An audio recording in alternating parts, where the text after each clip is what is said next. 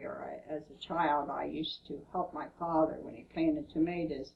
They would mud the plants, and us children would be given a handful of plants to hand to the planters. The men would have a little shovel, and they would plant the tomatoes. And that was the way they were planted. Now that everything's done by machinery, and of course, when they were harvested, they started harvesting them in July, and the harvest season went on to about October, or when frost terminated this season. Now they're planted by machine, they're harvested by machine, and mostly it just involves one harvesting. Everything is harvested one time. But these tomatoes are also different.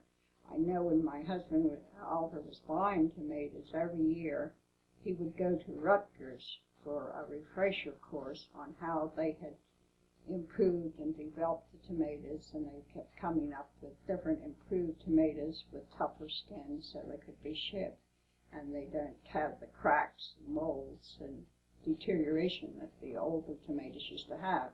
Of course, I think the older tomatoes that we knew as a child, back in the 30s and 40s, were they had more flavor. They're more like what we grow in our gardens. But now, Oliver says they're more like having a tennis ball because they have developed them with tough skins for shipping, and they can even pick them when they're not even entirely ripe, because by blending them together, they can, if they have enough color in them, they pay us. And when he bought them, they had to pay us certain colors and no cores and this and that and the other. But in 1995, it's a lot different than it was in 1930s.